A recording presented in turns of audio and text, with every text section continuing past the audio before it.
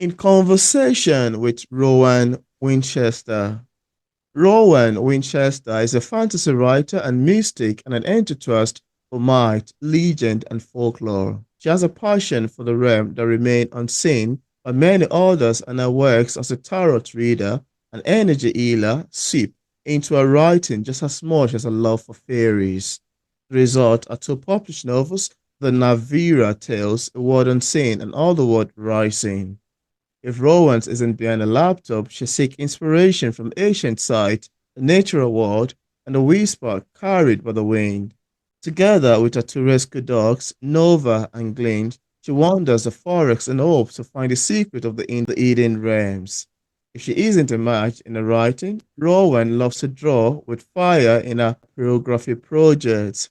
Otherwise, she likes to garden and spend her time with her husband and dog on little trip whenever possible. And on today's episode of Photo Interview, it's my utmost pleasure, joy, and excitement to open the show today, Rowan Winchester. How are you doing, Rowan? I'm doing very well. Thank you, Peter. Thank you so much for having me. Yeah, it's my pleasure, really. I'm quite excited we are here to talk about your lovely novels. Quite excited we're going to be having a conversation into them. Thanks for coming on. Yeah. I'm really, really happy to be here. Yeah, me too. So, Rowan, I want to first say that I found the description page of your book, The World Unseen, which is the first book in the Naviira Tales series, to be quite absorbing, very compelling, and intriguing when I read through it in Amazon. And I would like to ask you, how does this book come about? What inspired you to write The World Unseen? And how did that title ever came to be? Sounds quite compelling to me as well. Yeah, so the story, or let's say the world around it, that was in my head for a very, very long time. Already as a child, I've read a lot of folk tales and myths and legends about dragons, the elves, the fairies, or the fair folk, as they would prefer to be called. And I'm not talking about the charming little winged beings that we often see in Victorian artwork. Hmm. But in these stories, we often deal with beings who do not shy away from creating havoc and harm people. And so this version of the fairies always inspired me. And I knew that one day I really needed to sit down to follow and basically document the life of some beings dwelling in those unseen realms. Hmm. And if I look at my beginnings, when I started to outline my story, everything was really, really different. And I think what I needed was a bit more life experience to bring this story to life. Hmm. And so this rough outline that I had, that sat on my computer for quite a few years, actually. And I Hmm. was on a vacation that opened the door to how this story needed to be written. And it was a moment where I stood at a lighthouse and the sun was setting and its bell was ringing. So that was probably a fog bell, even though there was no fog. Hmm. And it was so eerie and so beautiful. Wow. But this sound of the bell carried something ominous. And I knew that change was around. But not necessarily a good one. It felt darker. And the Wow. day after, unfortunately, the sad thing happened, and my dog passed away. Oh. And it was very sudden and unexpected. And I still constantly heard those bells ringing. And so after that initial shock, it took another few months before I got this story together, but it was that theme of loss that carried it. Oh. And I visited another lighthouse before I outlined the book a few months after. And then I finally got it right. So you can see that the lighthouses, they do play a big role. And in the book A World Unseen, Oh, it wow. is on the cover as well. And there it is called a watchtower. But that's why it was so important to me to have it on a cover. So overall, if you look past the adventure and past the fantastical and the magical, you will find a story of loss, a story that looks at trauma and how it affects people over the years. And it deals with grief and betrayal. Hmm. And yeah, but with all the feedback I got on it, and what was also my intention for the book was that it should be a book of wonders. So when we meet Cregan, one of the main characters, we will instantly feel safe and comfortable because he presents us with a world that allows us to tap into the energy of our inner child. And even if he himself is not really in touch with it anymore, he is definitely surrounded by all these marvels. And Hmm. we will also make these experiences with Allah, who enters this world unexpectedly. And we see it, this world, through her eyes, as someone who has never seen true magic at play. Wow. And it is that sense of wonder that I wanted to bring forth. As so many of us have forgotten it, or it gets buried under the daily lives and the weight of the world. And I want people to allow themselves to wonder again. Oh, wow. Oh my goodness, I love your description of this. It's quite entertaining, very amazing, quite lovely, very wholesome. And as you're speaking, I'm taking some notes here. You're talking about the themes of love, loss, trauma, grief, betrayal, and quite a lot of other things you've mentioned so far. To me, it sounds to be quite compelling, very wholesome. And I love your description around the lighthouse and the cover of the book you've shown to the camera as well. Quite beautiful. Thank you so much, Rowan, for sharing. I enjoy you talking about that. Quite Thank you. great. Yeah.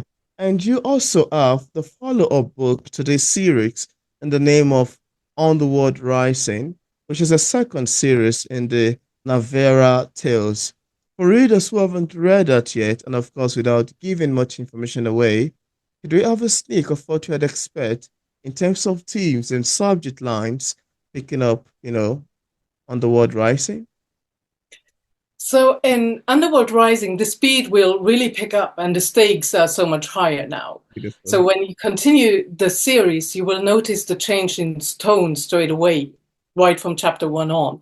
The story turns much darker because we left the realm of Yorigal behind, the safety of this beautiful valley where small wonders are still present. We also leave behind everything that is familiar to the main characters. And so in the second book, we are entering the world of humans, where our characters, anyway, for our characters, nothing is safe and nothing carries a sense of wonder. And so for them, the human realm is unsafe, or so they think. And it is interesting to see our own world, the world of humans, from the perspective of the Fae, the fairies. And even though the realms are mirroring each other, we have those slight differences. So that might be that the light just hits a little bit different, the sounds are carried a little bit different, or the seasons are opposite. And so it's fun to see that unfold as we move along in the story. And otherwise, yeah, the themes of grief, loss, and betrayal are still present Mm. and will be explored in more depth. The Wow. characters really have to face some primal fears and learn how to deal with their powers and learn not to misuse them.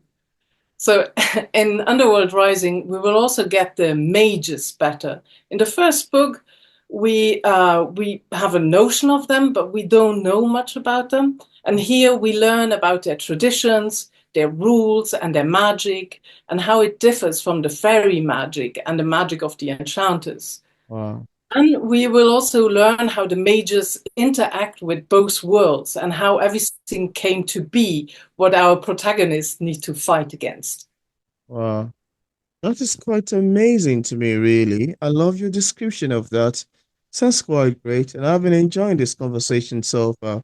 Before I proceed to my next question, I love you to raise the book to the camera just so we see what it looks like. The first and the second. Uh, Beautiful cover you've got in. Oh, beautiful cover. Would you like to talk about the making of the cover? I love that yeah, I, nation I look. made I made this cover myself. Hmm. Yeah, it took me quite a while to get it right, but I was really happy with the outcome.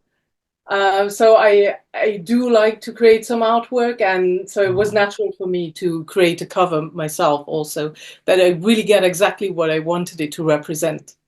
Oh, wow, that's actually very beautiful. Quite commendable. Cover design, plenty talent you've got. Thank you so much. Yeah. And Rowan, one of the most interesting things to me as a writer is to listen to readers' feedbacks.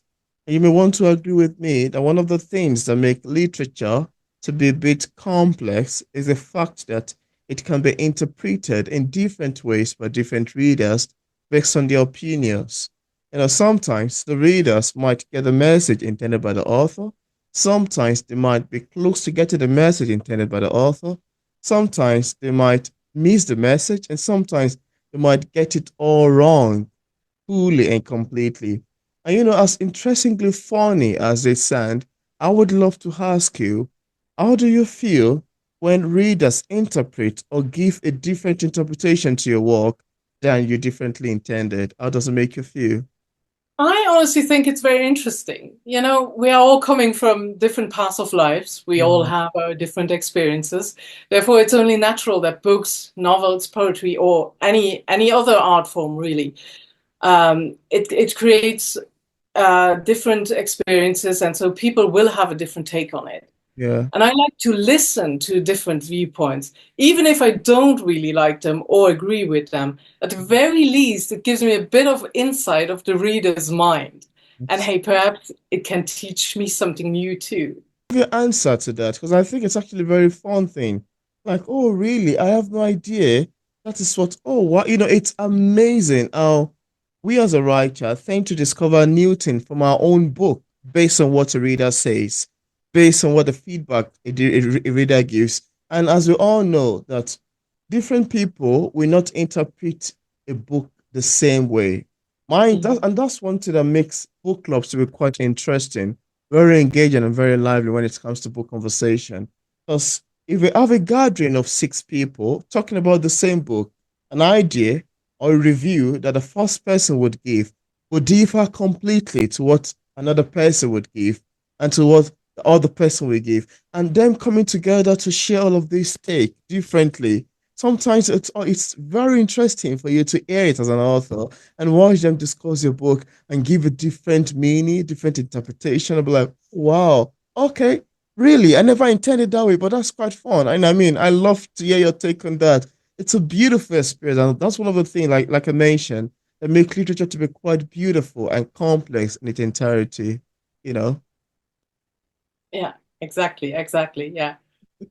Just let us all embrace of our ideas. absolutely, absolutely. Thank you.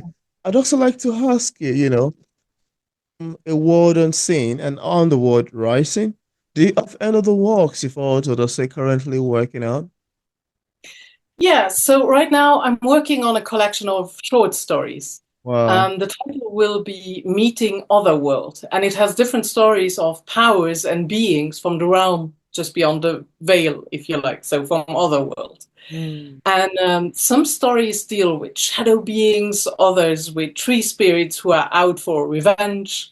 Another Wow. story is about a human spirit, so a ghost who is looking for help so he can move on. And they play play far back in the past and some in the modern day, which is very new to me because I tend to write always from the past times. Modern day was very new for me to incorporate that in my writing, so that Mm. was fun. And I don't want to play favorites, but one story is written from the perspective of a ley line. So this is a form of an earth energy line. And it was really fun to give a force or power like that a voice, because that usually it doesn't have a voice. It can't talk. We don't even know if it really exists. And to just give it a voice, that was really fun and interesting. Mm. And the so even though it is a collection of short stories, it will also feature a novella Wow. called The Woodworker.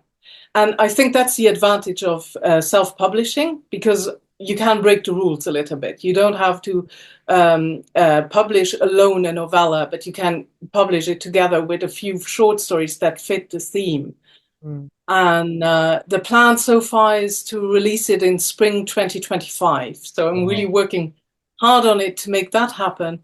And in the background, I also work on the Naviira Tales Book 3, because it Wow. didn't end with Underworld Rising. The Oh, series is a classic trilogy.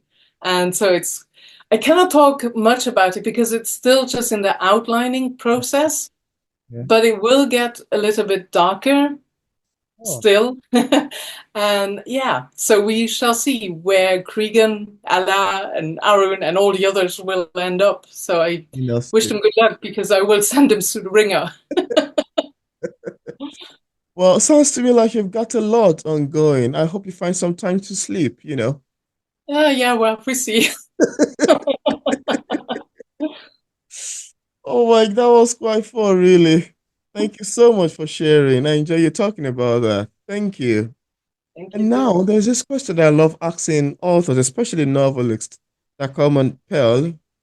I would always love to, because I'm always surprised how an author, especially a novelist like yourself, would sit down and craft long sentences and bring words together in a way that sentences come together to make paragraph. We have paragraph one, paragraph two, three, four, sometimes making a page.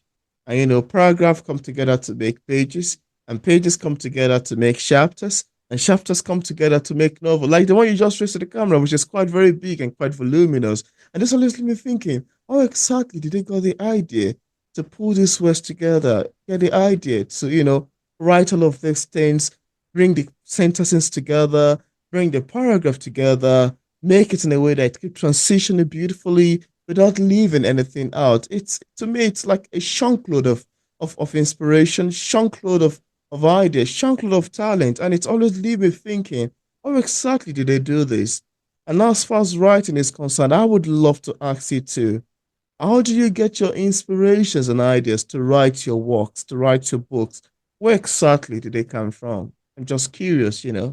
I guess there's more than one source of inspiration. For once, I think on rare occasion, inspiration can struck you. It comes out of nowhere, and suddenly you have that entire story panned out. But Mm, as I said, I do believe this to be quite rare, or at least for me. And over the years, what I've learned that a part of inspiration comes from observation.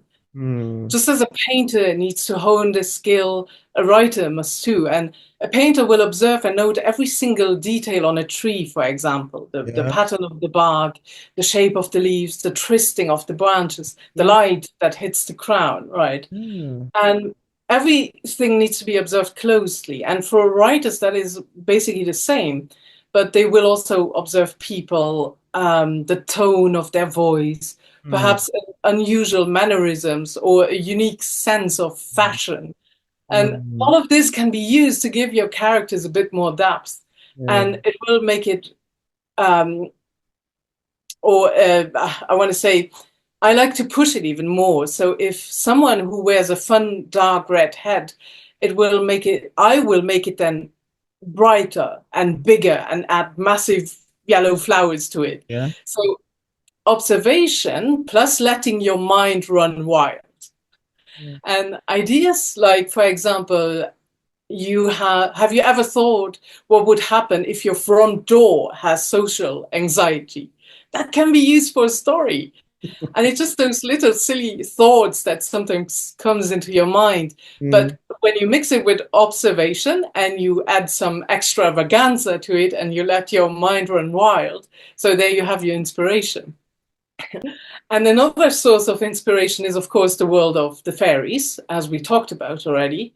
And in many folk tales, we can find wonderful inspirational nuggets here and there. And related to this, I also draw my inspiration from my work as a mystic. So Mm. I'm a tarot reader and an energy worker.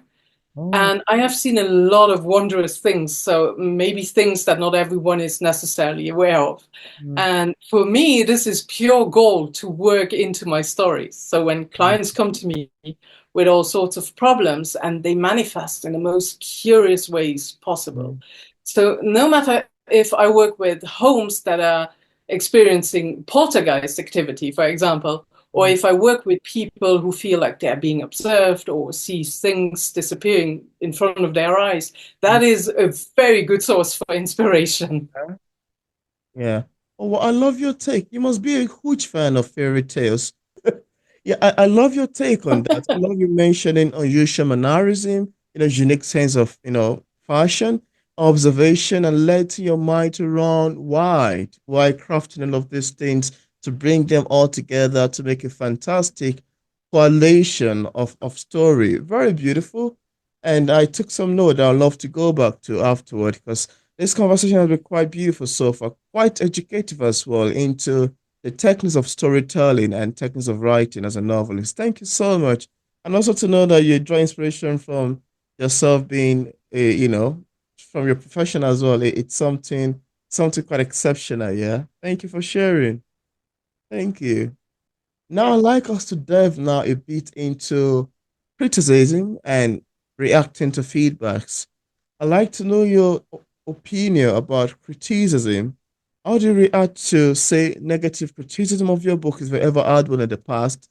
And also, what scene in your book are the hardest to write? I don't know if there's any, but I think I should ask you this too.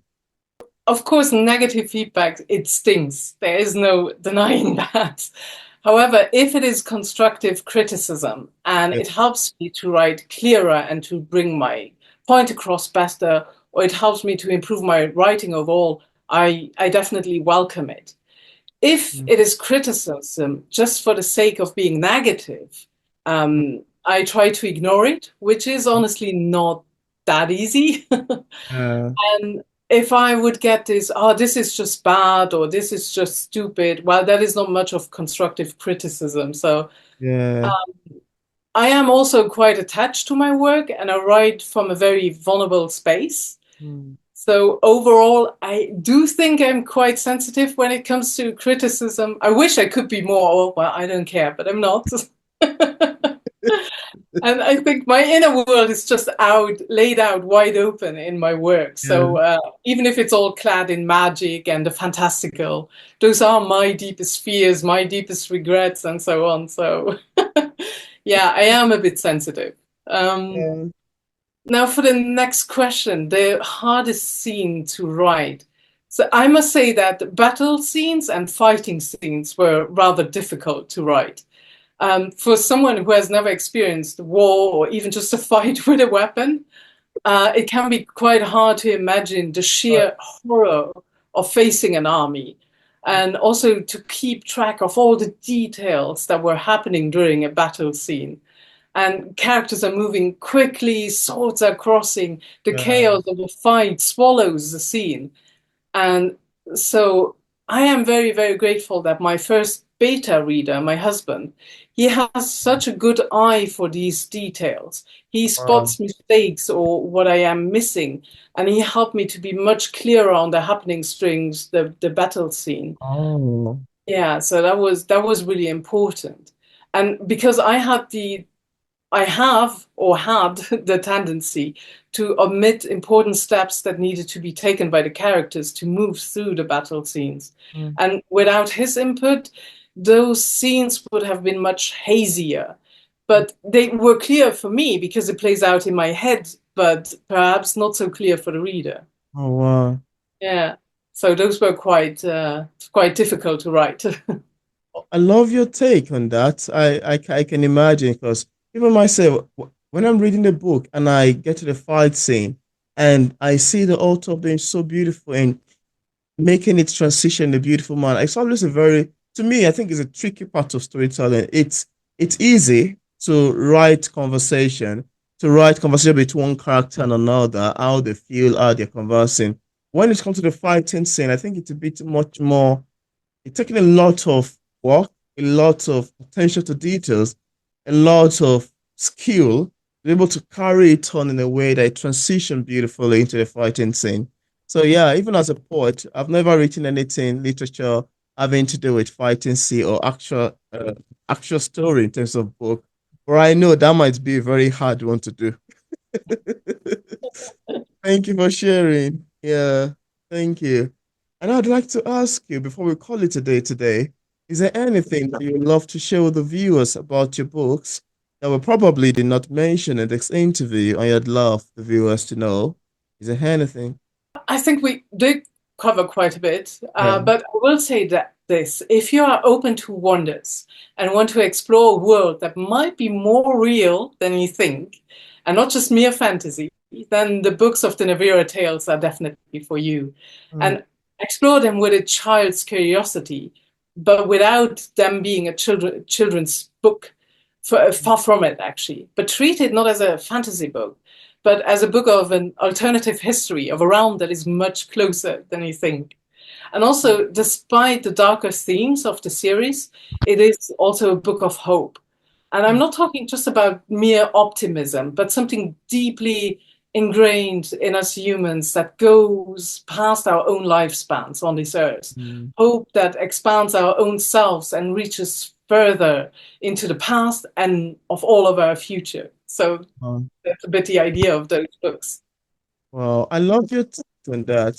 Sounds quite amazing, very great, quite helpful, and very interesting. Thank you so much for sharing. And I'd also like to ask you, do you have any sort of advice for readers who are currently struggling with publishing a book?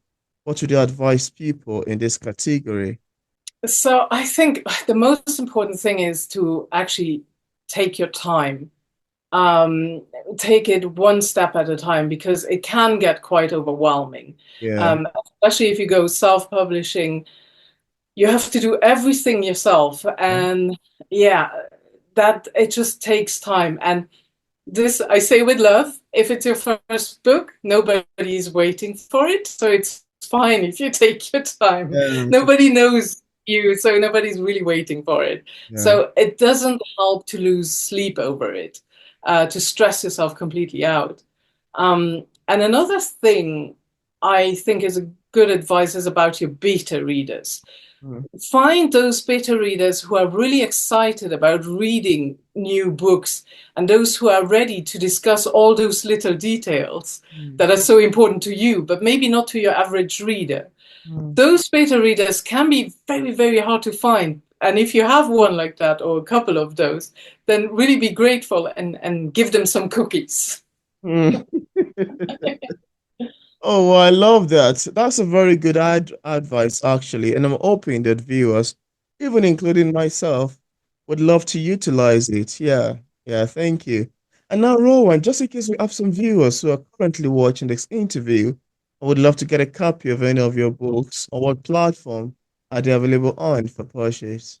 So I sell my books through Amazon, so you can find the paperback version, the ebook, and also the audiobook if you prefer listening to it. So I have all the bases covered. Interesting. And I left a link in the description part of this interview where interested viewers can get a copy of Rowan Winchester books directly Amazon in all of the format on our website and also another platform. I also left links to social media pages for possible followings. So thank you so much, Rowan, for accepting the invitation to be featured on P English Literature. I can say it's more than awesome. Very awesome. Quite lovely and great having this conversation with you around the beautiful titles. Thanks for coming on. Thank you so much for inviting me over. It was really a pleasure to do this. Yeah, it's my pleasure as well.